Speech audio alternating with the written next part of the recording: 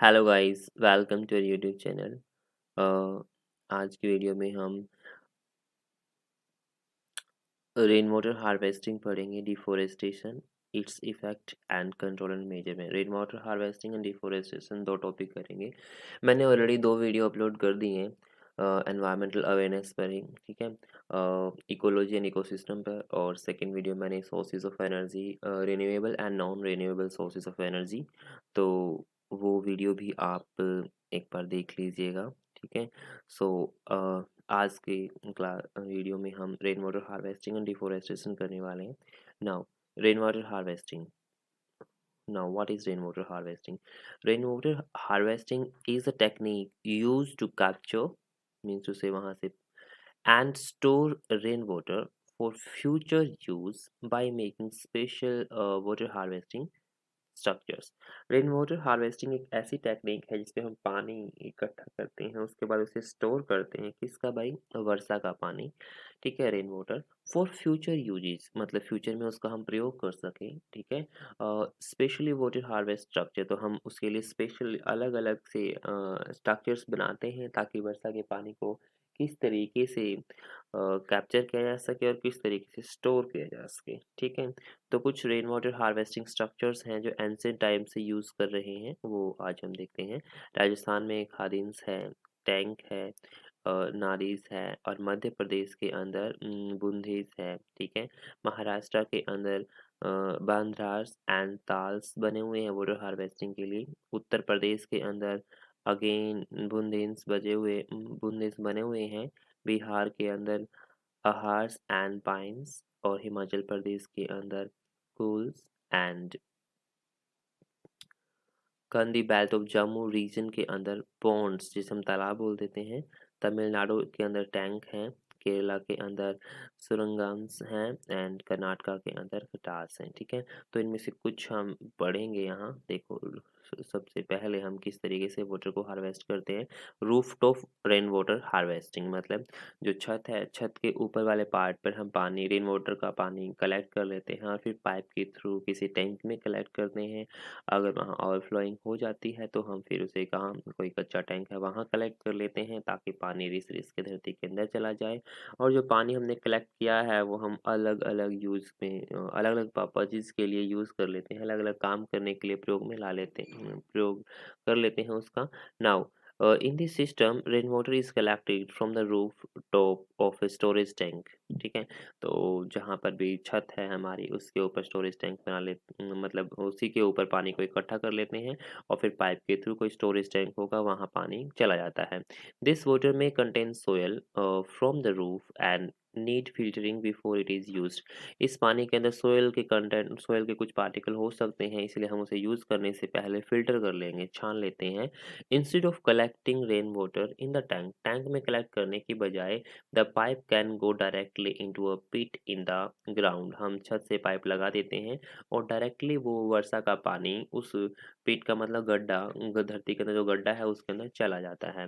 This then seeps into the soil to recharge और refill the ground water.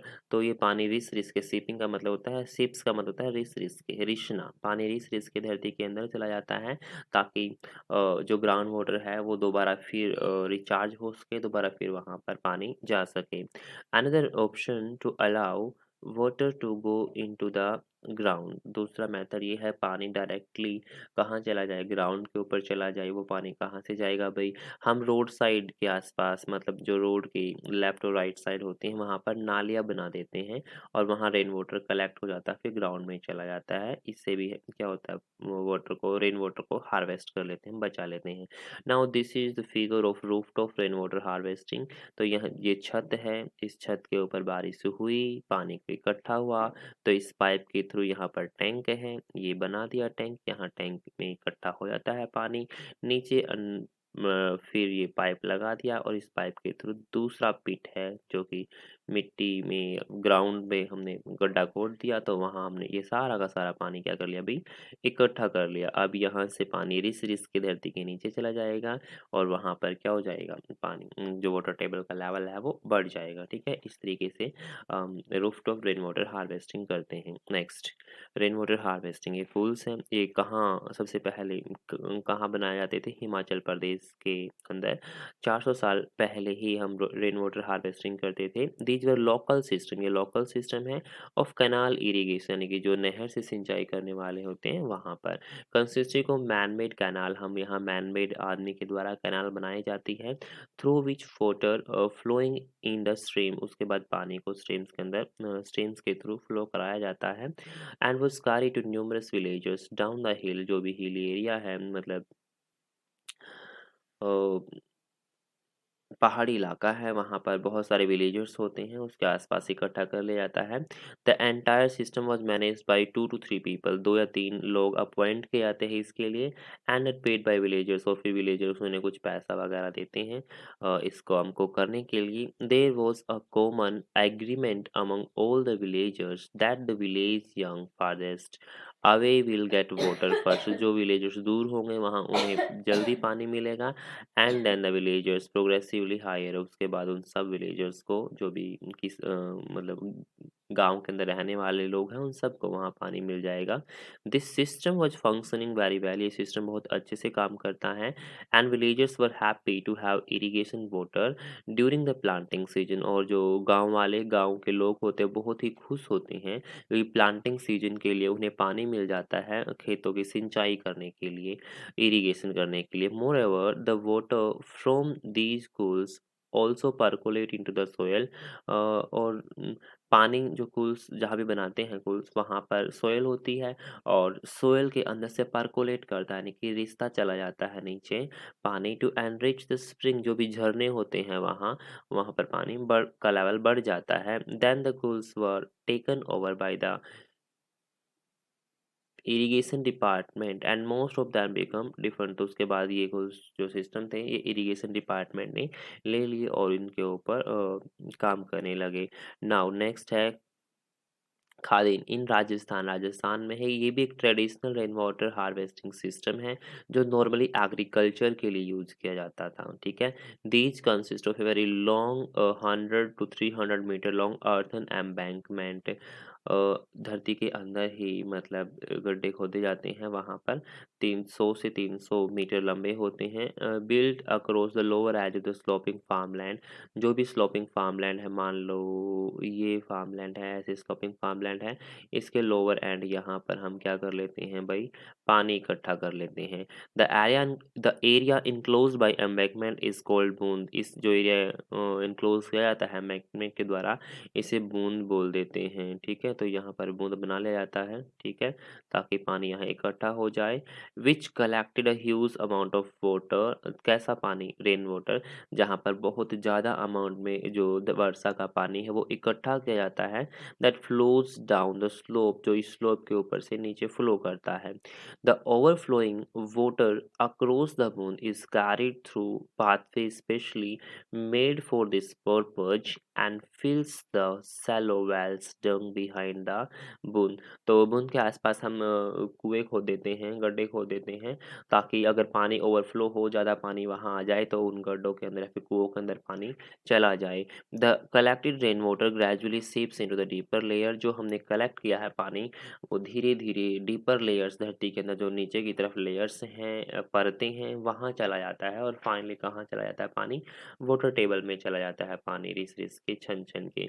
Now rain water harvesting, ये वही खादिन का system है। यहाँ पर कैचमेंट एरिया है, ये स्लोपी एरिया है ना, ये स्लोपी एरिया है, और यहाँ पर ये खादिन बूंद बना दिया और यहाँ पर पानी इकट्ठा कर दिया। तो ये भी कच्चा एरिया है, कच्ची जगह है ये, तो यहाँ पर भी पानी सीप करेगा धरती के नीचे, पानी रिस-रिस के जाएगा और नीचे कहीं वाटर टेबल होगी वहाँ पर पानी इकट्ठा हो जाएगा। उसके बाद अगर यहाँ बूँद के अंदर पानी ज़्यादा है, ओवरफ्लो कर कर रहा है, अगर ऐसे ओवरफ्लो कर रहा है तो हम क्या कर देंगे, एक स्वैलोडिंग वेल खोद देते हैं यहाँ पर और वो पानी यहाँ इकट्ठा हो जाता है। अब अगर पानी ज़्यादा है तो यहाँ इकट्ठा हो जाएगा, तो अगेन यहाँ पर्कोलेट करेगा पानी, रिस-रिस के धरती के नीचे चला जाएगा और रिचार्ज हो जाएगी कौन, हमारी वाटर टेबल के अंदर पानी दोबारा आ जाएगा, ठीक है। तो जो ये पानी है हम एग्रीकल्चर पर्पसेस के लिए यूज़ कर सकते हैं या फिर जो भी काम करना है हमें रेन वाटर का, ठीक है, वहाँ यूज़ कर सकते हैं। Next, doctor Rajendra Singh are popularly known as the waterman of India. तो ये बहुत इंपॉर्टेंट क्वेश्चन है, वाटरमैन ऑफ इंडिया किसे बोला जाता है, डॉक्टर राजेंद्र सिंह को बोला जाता है। Waterman of India doctor Rajendra Singh को बोला जाता है। इसे क्यों बोला जाता है, 2 डिकेड इन राजस्थान, 2 सदकों तक इन्होंने काम किया है वहाँ पर, save thousands of past villages, बहुत सारे लोगों को बचाया है, and transformed the lives of thousands of villagers, और हजारों जो गांव के लोग होते हैं उनकी जीवन को इन्होंने बिल्कुल बदल दिया। His efforts resulted in the construction of 8600 johad, तो इसने 8600 जोहड़ बनवाए हैं, and other structures to collect water in over thousand of villages in Rajasthan, हजारों राजस्थान के गांव हैं वहां पर इसने 8600 के आसपास जोड़ बनवाए हैं और अदर स्ट्रक्चर बनवाई है, किसके लिए भी, रेन वाटर हार्वेस्टिंग के लिए। He was honoured with the most prestigious Stockholm water prize, तो इसे बहुत ही अच्छा प्रेस्टिजियस और फेमस वाटर प्राइज दिया गया 2015 में, reason being for his contribution to the conservation, क्योंकि इसने कंजर्व किया है और प्रोटेक्ट किया है किसे, वाटर रिसोर्सेज को, ठीक है, पानी के स्रोतों को इन्होंने क्या किया है, प्रोटेक्ट किया है, बचाया है, for the well being of the planet and its inhabitation, हमारी धरती के लिए और इनहैबिटेंट जो भी लोग वहाँ रहते हैं उन सब लोगों के लिए इसने पानी के स्रोतों का क्या भी बचाया है। तो याद रखना 8600 इसने जोहड़ बनवाए थे। इसे वाटरमैन ऑफ इंडिया बोला जाता है। इसे प्राइज़ भी मिल चुका है जो प्रेस्टिजियस स्टॉकहोल्म वाटर प्राइज़ है, ठीक है। Next, in the present day ecological context the rain water comprising of water storage, अगर रेन वाटर हार्वेस्टिंग की बात करते हैं तो पानी का स्टोरेज करते हैं और ग्राउंड वाटर को रिचार्ज किया जाता है, ठीक है, रेन वाटर हार्वेस्टिंग के द्वारा। Rain water collected from the roof top of a house, apartment complex, commercial building, factory, catchment area is filtered, जो भी पानी हमने इकट्ठा किया है किसका, बारिश का, अपार्टमेंट कॉम्प्लेक्स में, घर के अंदर, कॉमर्शियल बिल्डिंग के ऊपर, फैक्ट्री के अंदर, कैचमेंट एरिया के अंदर, सबसे पहले उसे फिल्टर कर लिया जाता है and then store in a proper tank, और उसके बाद एक प्रॉपर टैंक जो होते हैं वहां पर स्टोर कर लिया जाता है। Properly stored rain water is either use for human consumption, या तो वहाँ उस स्टोर्ड वाटर को आदमी यूटिलाइज कर लेते हैं अपने अलग अलग कामों में, इरिगेशन सिंचाई के लिए यूज कर लेते हैं, और can be channelized through a drain pipe into a well to raise the water table, ठीक है, या फिर चैनल बना लेते हैं ड्रेन पाइप के थ्रू कुएं के अंदर पानी चला जाता है ताकि उसके पास वाटर लेवल का उसके भी बढ़ सके। Next, benefit of water harvesting, अब क्या बेनिफिट है वाटर हार्वेस्टिंग के, आखिर क्यों हम वाटर हार्वेस्टिंग करते हैं। सबसे पहले water harvesting storage of rain water को स्टोर करता है और अंडरग्राउंड वाटर क्या करता है, रिचार्ज करता है, इसे रेन वाटर हार्वेस्टिंग का मेन फंक्शन तो यही है। तो फिर भी इसके कुछ बेनिफिट है वो देख लेते हैं। The stored rain water can B use in agriculture, खेती के लिए यूज कर सकते हैं। It can be use in industry के अंदर वेरियस तरीके से हम यूज कर सकते हैं, अलग अलग तरीकों से इंडस्ट्री फैक्ट्री के अंदर भी जो रेन वाटर स्टोर कर रखा है हमने वो यूज कर सकते हैं। Stored rain water help in recharging the ground water, जो ग्राउंड वाटर है धरती के नीचे जो पानी होता है, फ्रेश वाटर होता है, उसको रिचार्ज करने के लिए, उसका अमाउंट बढ़ाने के लिए भी रेन वाटर यूज करते हैं। As a result water table will increase, ताकि वाटर टेबल का लेवल बढ़ सके, वाटर टेबल इंक्रीज हो सके। Store rain water can be available for different uses, जो भी हमने रेन वाटर स्टोर किया है अलग अलग यूजेज के लिए अलग अलग टाइम में अलग अलग तरीके से हम इसका प्रयोग कर सकते हैं। When rain are not there in the region, अगर उस रीजन में रेन नहीं होगी, ठीक है, उस रीजन में उस एरिया के अंदर बारिश नहीं होगी तो हम उस टाइम रेन वाटर यूज कर सकते हैं, बारिश का पानी स्टोर कर रखा है जो हमने वो प्रयोग में ला सकते हैं। नेक्स्ट टॉपिक हमारा डिफोरेस्टेशन, ठीक है। अभी डिफोरेस्टेशन क्या होता है, फोरेस्टेशन का मतलब होता है फॉरेस्ट को उगाना, पेड़ पौधे लगाना, और डी का मतलब इसका उल्टा, पेड़ पौधों को हटाना, पेड़ पौधों को बड़े स्केल पर काटना, that is known as deforestation. Now deforestation is a destruction destroy करना, ख़त्म करना, रिडक्शन कम करना, रिमूवल बिल्कुल हटा देना और फॉरेस्ट कवर जो अर्थ सरफेस पर फॉरेस्ट है, जंगल है, उनको हटा देना, इसे क्या बोलते हैं? डिफॉरेस्टेशन बोल देते हैं। There are many reason for the deforestation but all lead to the destruction of biotic potential of land and desert formation। तो बहुत सारे रीजन्स है डिफॉरेस्टेशन के, लेकिन सब के सब जो रीजन है बायोटिक पोटेंशियल को हटा देते हैं। जो लिविंग बींग्स जंगलों में जो रहते हैं उन्हें डिस्ट्रॉय कर रहे हैं, धरती के टुकड़े को डिस्ट्रॉय कर रहे हैं और आखिरकार वहाँ पर क्या बन जाता है? डेजर्ट बन जाता है, सूखा पड़ जाता है। डेजर्ट का मतलब रेगिस्तान बन जाता है। ठीक है। ड्यूरिंग द लेट 1930s 1930 के आसपास about 1/3 of the country land, हमारे देश का 1/3 भाग किसके अंदर था? फॉरेस्ट। मतलब 1/3 भाग पर हमारे अर्थ सरफेस पर फॉरेस्ट थे। At present it is only 23%, लेकिन प्रेजेंट में सिर्फ 23% एरिया है जिसके ऊपर फॉरेस्ट है अर्थ सरफेस का। Therefore the forest are fast vanishing from our country, इसलिए हमारे देश से जो फॉरेस्ट है बहुत जल्दी वैनिश हो रहे हैं, अदृश्य हो रहे हैं, खत्म हो रहे हैं। Next, main reason of deforestation. अब डिफॉरेस्टेशन के क्या कारण है कि हमें पेड़ों को काटना पड़ रहा है? First, indiscriminate felling, cutting of trees for the purpose of timber, timber के लिए, ईंधन फ्यूल के लिए, इंडस्ट्री डिमांड ऑफ वुड, जो इंडस्ट्री में लकड़ी होती है उनके लिए हमें लगातार पेड़ों को काटना पड़ रहा है, क्योंकि लकड़ी, टिम्बर, फ्यूल सब हमें किससे मिलता है? फॉरेस्ट से मिलता है, और उन्हें पाने के लिए हमें पेड़ पौधों को काटना ही पड़ेगा। अगर पेड़ पौधों को काटना पड़ेगा तो डिफोरेस्टेशन करना पड़ेगा। Overgrazing by a large livestock population, बहुत सारी पॉपुलेशन है किसकी? एनिमल्स की, तो वहाँ पर ग्रेज करना पड़ता है, उन्हें घास वास चराने के लिए भी हमें एरिया चाहिए, इसीलिए भी डिफोरेस्टेशन हो रहा है। Shifting cultivation for agriculture, because agriculture खेती के लिए भी हमें क्या चाहिए? ज़मीन चाहिए। तो ज़मीन कैसे बनेगी? पेड़ों को काटो तो उस ज़मीन के ऊपर हमें खेती करनी पड़ेगी, तो इसी वजह से भी हम डिफॉरेस्टेशन कर रहे हैं। कंस्ट्रक्शन ऑफ डैम, डैम बनाने के लिए, बांध, रिजर्वायर बनाने के लिए, कैनाल, नहर, hydro electric power plant, road and railway बनाने के लिए भी हमें जगह चाहिए, एरिया चाहिए। तो एरिया कैसे आएगा? पेड़ पौधों को काटने के बाद ही वो एरिया मिल पाता है हमें, इसीलिए हमें डिफॉरेस्टेशन करना पड़ रहा है। Forest fire which can be natural और मैन मेड, कई बार जंगलों में आग लग जाती है तो उस टाइम भी हमें पेड़ पौधों को काटना पड़ता है। तो मेन रीज पॉपुलेशन ब्लास्ट का है, एक्सप्लोजन का है। पॉपुलेशन बहुत ड्रास्टिकली इंक्रीज हो रही है, जिसकी वजह से उनकी जो नीड्स है वो भी बढ़ती जा रही है, और उन नीड्स को, उन आवश्यकताओं को फुलफिल करने के लिए हमें डिफॉरेस्टेशन करना पड़ता है। नेक्स्ट, इफेक्ट ऑफ डिफॉरेस्टेशन, अगर डिफॉरेस्टेशन होगा तो उसके क्या परिणाम होंगे? Large scale deforestation has badly affected the weather of a country, अगर बहुत बड़े स्केल पर, बड़े एरिया में डिफॉरेस्टेशन यानी पेड़ पौधों को काटा जाएगा तो हमारा वातावरण, हमारे देश का वातावरण बुरी तरीके से क्या होगा? प्रभावित होगा। There is excessive heating during summer, गर्मियों के अंदर बहुत ज़्यादा गर्मी बढ़ जाती है, and excessive cooling during winter, और सर्दियों के अंदर बहुत ही ज़्यादा ठंड बढ़ जाती है। The rainfall has also reduced, rainfall भी बहुत कम हो रही है, and they are more dust storm, और जो तूफान आएंगे वो धूल भरे तूफान आएंगे अगर डिफोरेस्टेशन होगा तो। Deforestation leads to the scarcity of timber wood, अगर डिफोरेस्टेशन ज़्यादा होगा तो हमें टिम्बर वुड नहीं मिल पाएंगे, उसकी कमी हो जाएगी, फ्यूल वुड की कमी हो जाएगी, and would used in industry, और जो इंडस्ट्री के अंदर वुड यूज हो रही है वो भी हमें नहीं मिल पाएगी, इन सब की कमी हो जाएगी।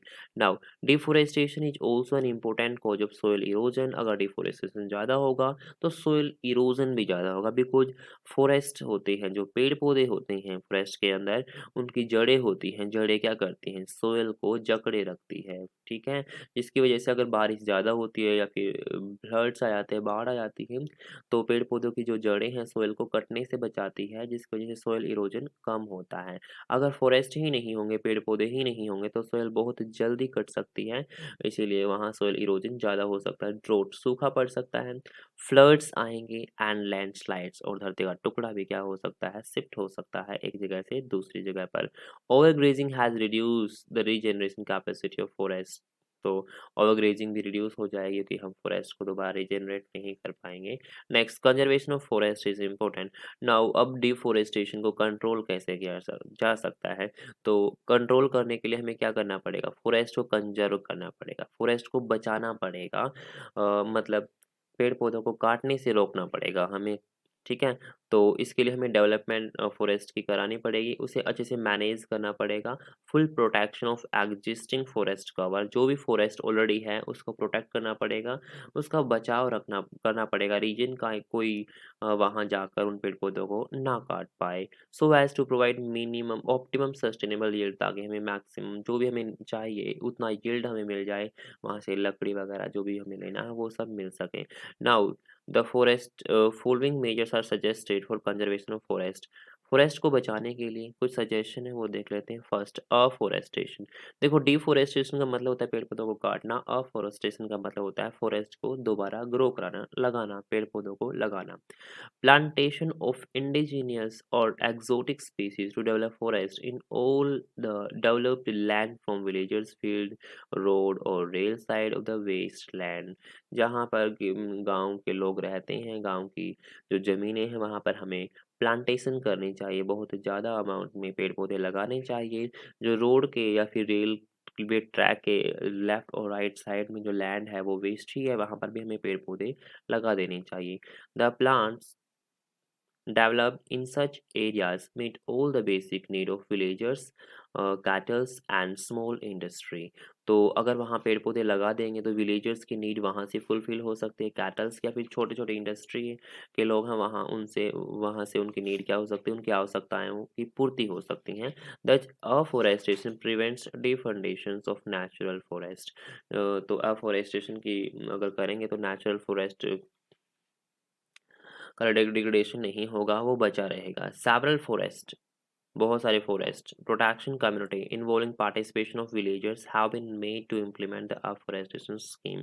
तो बहुत सारी कम्युनिटी जो पार्टिसिपेट कर रही हैं, विलेजों में भी है, गाँव के में भी है, ऐसे कम्युनिटी, ऐसे समुदाय जो क्या करते हैं, एफॉरेस्टेशन स्कीम लेकर आती हैं, पेड़ पौधों को लगाने के लिए स्कीम लेकर आती है ताकि मैक्सिमम लोग पेड़ पौधे लगाए अपने एरिया के अंदर। Second, conservation of reserve forest, जो ऑलरेडी फॉरेस्ट हैं उनको कंजर्व किया जाए, उन्हें बचाया जाए। Many areas of natural forest such as those raised over watersheds, slopes, ecological fragile area are protected from fuel starved villages. मतलब विलेजर्स जो होते हैं फ्यूल के लिए पेड़ पौधों को काटते हैं, ठीक है, नेचुरल फॉरेस्ट को काटते हैं, उन्हें हमें क्या करना पड़ता है, रोकना पड़ता है, कंज़र्व करना पड़ता है। फॉरेस्ट स्टारवेटेड कैटल्स होती हैं, बहुत सारे ग्रुप होते हैं एनिमल्स के, वो उन्हें खाने की कोशिश करते हैं। कमर्शियल एक्सप्लॉइटेशन का मतलब है जो फैक्ट्री या फिर वाले लोग हैं, इंडस्ट्री वाले लोग हैं, वो भी वहाँ से पेड़ पौधों को काट लेते हैं। These reserved area include national park. In reserved area के अंदर नेशनल पार्क हो सकते हैं, सैंक्चुरी हो सकते हैं, स्केल्ड ग्रूव्स हो सकते हैं, बायोस्फीयर रिजर्व्स हो सकते हैं। तो ये कुछ चीज़ें हमने बना रखी है ताकि पेड़ पौधों का क्या रहे, कंजर्व करते रहे हम उन्हें, उन फॉरेस्ट को नुकसान ना पहुँचा सके कोई। Such forest are not allowed to be disturb. अगर ऐसे फॉरेस्ट हैं तो उन्हें डिस्टर्ब नहीं किया जा सकता, ऐसी अथॉरिटी नहीं है कोई उन्हें डिस्टर्ब कर सके। Either the litter is not allowed to be collected from the reserve forest. तो वहाँ से लीटर भी कलेक्ट नहीं किया जा सकता जो रिजर्व फॉरेस्ट है, ठीक है, वहाँ आना जाना बिल्कुल बंद होता है, एक आम आदमी अंदर नहीं जा सकता। Social forestry, it is a kind of afforestation way group of people raise quick growing multipurpose trees. जहाँ पर एक ऐसे काइंड की फॉरेस्ट अफॉरेस्टेशन है, मतलब पेड़ पौधे लगाएंगे जहाँ पर ग्रुप ऑफ पीपल होते हैं तो अपने पर्पज़ के लिए पेड़ पौधे उगाते हैं। And subs on the village common land, जो कॉमन धरती है, आम धरती है, वहाँ पर सब्स भी उगाते हैं। वैकेंट लैंड जो खाली धरती है वहाँ पर उगाते हैं। रेल और रोड साइड के आसपास भी उगाते हैं। Social forestry was started in India by the national commission of agriculture. NC के द्वारा सोशल फॉरेस्ट्री स्टार्ट की गई थी 1976 में, to reduce pressure on the real forest. जो हमारे रियल फॉरेस्ट हैं, रिजर्व फॉरेस्ट है, उनके ऊपर प्रेशर कम से कम हो सके, ऐसी काम हमने किया था, नेशनल कमीशन ऑफ एग्रीकल्चर के द्वारा किया गया था 1976 में, ताकि हम जो रियल फॉरेस्ट है उसके ऊपर डिपेंड कम हो, अब हम खुद से पेड़ उगा सके और वहाँ जो भी हमारी आवश्यकता है वहाँ से पूर्ति कर सके। Next, agro forestry. अब एग्रो फॉरेस्ट्री क्या होता है? तो ये भी कंट्रोल, इससे भी हम डिफॉरेस्टेशन को कंट्रोल कर सकते हैं। It is a kind of afforestation with multipurpose trees. Shrubs, horticulture plants, forest plants are grown feed along with the crops।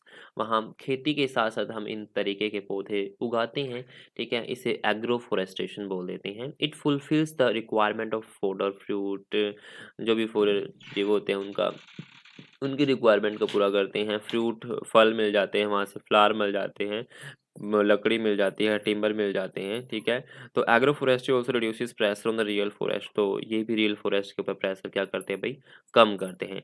Next है अर्बन फॉरेस्ट्री, अब अर्बन एरिया के अंदर भी पेड़ पौधे लगाना। Now plantation of multipurpose trees, multipurpose trees का मतलब उन ट्रीज से हम बहुत कुछ पाते हैं, बहुत सारे नीड्स को वो फुलफिल कर पाते हैं, ठीक है। And shrubs fruit flower bearing plant in open land and land of an urban area is called urban forestry. तो अर्बन एरिया के अंदर इन पेड़ पौधों को उगाना उसे क्या बोलते हैं, अर्बन फॉरेस्ट्री बोल देते हैं। It help to check air pollution, ये हमें हेल्प करता है कि एयर पोल्यूशन कितना ज़्यादा है या फिर कम है।